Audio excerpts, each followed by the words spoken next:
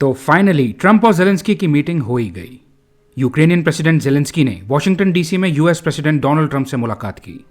यह meeting Ukraine के लिए डिजास्ट्रस साबित हुई। जेलेंस्की और ट्रंप के बीच तगड़ी बहस हो गई। ऐसे दृश्य निकल कर आए जो इससे पहले कभी देखे नहीं गए थे। माहौल इतना ड्रामेटिक और टेंस्ड हो गया था कि ओवल ऑफिस में मीटिंग के बाद होने वाली जॉइंट प्रेस कॉन्फ्रेंस को कैंसिल करना पड़ा। किसी ने दूर दूर तक इमेजिन नहीं किया था कि नेशनल टेलीविजन पर वर्ल्ड लीडर्स के बीच इस तरह का हीटेड आर्गुमेंट देखने को मिलेगा। दरअसल US vice president JD Vance और प्रेसिडेंट ट्रंप का ओपिनियन है कि जेलेंस्की अमेरिका के लिए उतने कृतज्ञ नहीं हैं जितना कि उन्हें होना चाहिए। इन दोनों ने जेलेंस्की को कहा कि उन्हें और ज्यादा थैंकफुल होना चाहिए। जेलेंस्की जो ऑलरेडी यूएस की शिफ्ट हो चुकी पॉलिसी और रशिया की ओर झुकाव से फ्रस्ट्रेटेड हैं, उन्होंने भी जवाब दे दिया कि आप लोग यूक्रेन की पोजीशन कहां समझोगे। आप वॉर का खतरा कैसे महसूस करोगे जब आपको ये बढ़िया सा ओशन आइसोलेटेड और प्रोटेक्टेड रखता है। लेकिन देर सवेर आपको भी पता चलेगा। बस फिर क्या था, गर्मा गर्म बहस हो गई। ट्रंप ने जेलेंस्की को ऊंचे स्वर में कह दिया कि हमें मत बताओ कि क्या पता चलेगा, तुम इस पोजीशन में नहीं हो, काफी बुरी हालत में हो। You are in no position to dictate terms. किसी भी सूरत में तुम जीत नहीं सकते। तुम लाखों लोगों की जान के साथ खेल रहे हो। वर्ल्ड वॉर 3 करवा दोगे।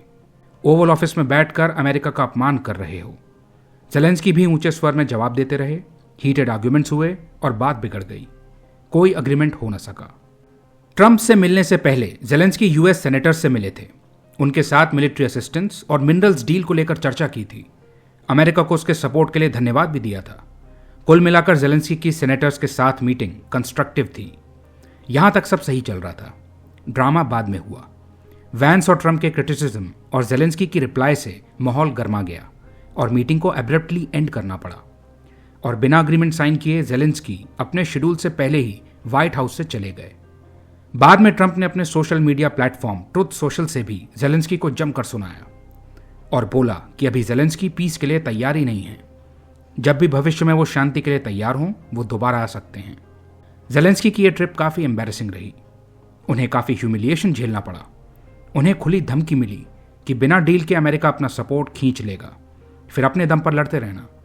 जाहिर है रशिया इस सबसे बहुत खुश होगा, क्योंकि जिस तरीके से इवेंट्स टर्न आउट हुए हैं उससे तो यही कहा जाएगा कि रशिया इस मीटिंग का सबसे बड़ा बेनिफिशियरी रहा। जेलेंस्की और ट्रंप अलग अलग एक्सपेक्टेशंस लेकर बैठे हुए थे। ये एक्सपेक्टेशंस जब पूरी नहीं हुई तो दोनों आपस में उलझ गए। जेलेंस्की ऑब्वियसली चाहते हैं कि उन्हें यह आश्वासन मिले कि पीस डील होने के बाद रशिया भविष्य में दोबारा यूक्रेन के ऊपर अटैक नहीं करेगा। यह गारंटी तो मिलनी चाहिए। वहीं ट्रंप ऐसा कोई भी कमिटमेंट करने से बच रहे हैं। वो किसी भी तरह के सिक्योरिटी एश्योरेंसेस का वादा नहीं करना चाहते हैं। ट्रंप बीइंग अ बिजनेसमैन सारे रिलेशंस को इकोनॉमिक प्रिज्म से देख रहे हैं। जहां उन्हें फायदा नजर आ रहा है वहां वो फॉरेन पॉलिसी को सडनली शिफ्ट करने में भी संकोच नहीं कर रहे हैं। ट्रंप के रीसेंट एक्शन से ऐसा प्रतीत होता है जैसे उन्होंने यूक्रेन और यूरोप को उनके हाल पर छोड़ दिया है। वो यूरोप से अपने हाथ वापस खींच रहे हैं और यूएस की इकोनॉमी पर फोकस कर रहे हैं।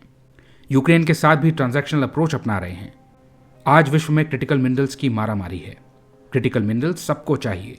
यूक्रेन के पास सिग्निफिकेंट अमाउंट में ये उपलब्ध हैं और ट्रंप की इन पर नजर है।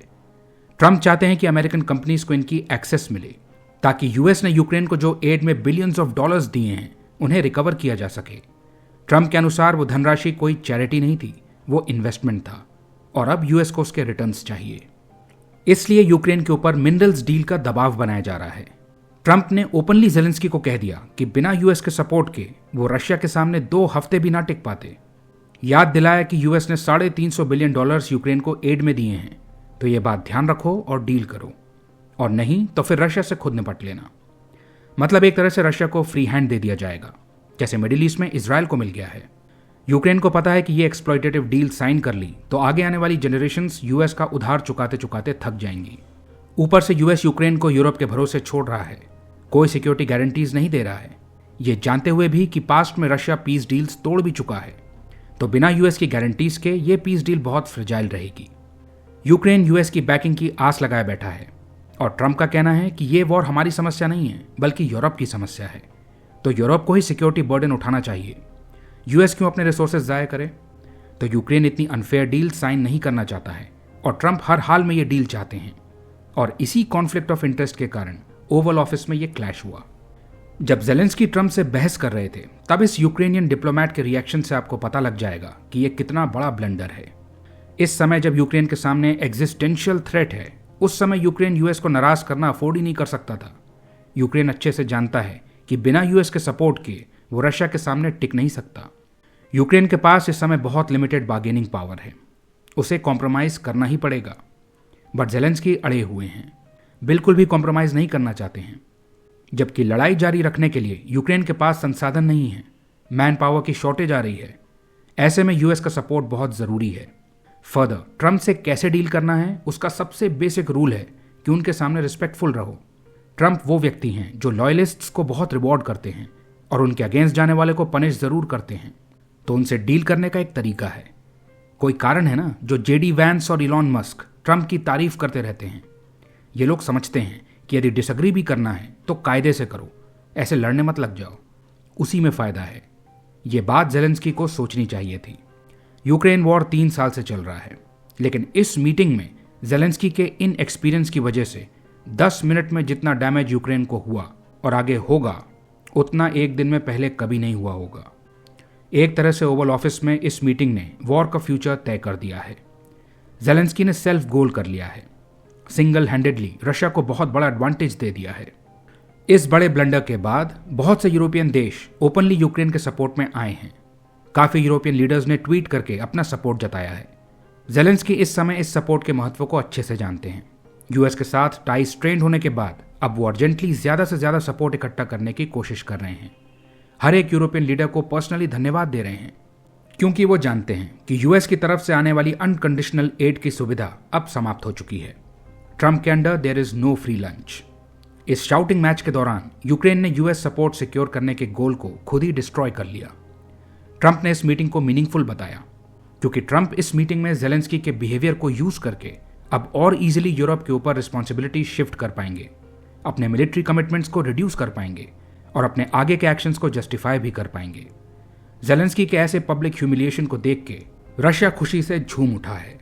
इससे अब रशिया और इजीली यूएस के साथ मिलकर पीस टॉक्स में यूक्रेन को साइडलाइन कर पाएगा। यूरोपियन देश काफी प्रेशर में हैं। यूएस का सपोर्ट हटने के बाद अब उन्हें खुद ही यूनिफाई होकर रशिया से निपटना पड़ेगा। उनकी वल्नरेबिलिटी काफी ज्यादा बढ़ चुकी है। इस सब में सबसे ज्यादा बुरा यूक्रेन की जनता के लिए लगता है। उनकी समझ में अब आ रहा है कि जरूरी नहीं कि जो पॉपुलर हो वो अच्छा भी हो। किसी लीडर के पॉपुलर होने में और उसके केपेबल होने में फर्क होता है। पर्दे पर हीरो होने में और रियल लाइफ में हीरो होने में फर्क होता है। अपने को अच्छा दिखाने में और वाकई में देश के लिए अच्छा होने में फर्क होता है। धीरे धीरे अब ये लोगों की समझ में आ रहा है। और दुख की बात यह है कि लोगों ने जेलेंस्की को चुनने का जो डिसीजन लिया था, उन्हें और आने वाली कई जनरेशन्स को इसके रेपरकशंस झेलने पड़ेंगे। साफ नजर आ रहा था कि जेलेंस्की इस मीटिंग के दौरान अपनी टफ इमेज प्रोजेक्ट करने में लगे हुए थे। ओवल ऑफिस में अपना एटीट्यूड दिखाकर उनके पास जनता से यह कहने के लिए हो जाएगा कि वो झुके नहीं और नेशनल डिग्निटी बचा ली। बट ये जो कुछ भी मीटिंग में हुआ, सभी जानते हैं कि ये यूक्रेन के लिए अच्छा नहीं साबित होगा। और एट द एंड बस यही मैटर करता है। आप कैमरे पे कैसे नजर आते हो, उससे ज्यादा महत्वपूर्ण होता है कि आपके एक्शंस का देश पर क्या असर होता है। वैंस ने मीटिंग में जेलेंस्की के प्रोपेगेंडा टूर्स को कॉल आउट किया। मतलब उनका इशारा था कि जेलेंस्की देश से अधिक अपनी इमेज के बारे में सोचते हैं। ट्रम्प भी पहले कह चुके हैं कि जिस समय यूक्रेन में बच्चे अपनी जान गंवा रहे थे, उस समय जेलेंस्की तस्वीरें खिंचवा रहे थे। इलॉन मस्क भी इस मीटिंग को शेयर करके ज्यादा से ज्यादा लोगों तक पहुंचा रहे हैं, ताकि जेलेंस्की का ब्लंडर सबके सामने आए। फर्दर यूक्रेन और यूएस में यूक्रेनियन सपोर्टर्स पर प्रेशर बनाने के लिए अब यूक्रेन को दी जाने वाली एड की ऑडिट होगी। इसके अलावा यूक्रेन में जेलेंस्की की अनपॉपुलैरिटी बढ़ रही है और इस मीटिंग में जेलेंस्की के बिहेवियर से देश को होने वाले नुकसान के चलते जेलेंस्की को इम्पीच करने की मांग उठने लगी है। क्लियरली आने वाला टाइम जेलेंस्की के लिए काफी मुश्किल होने वाला है।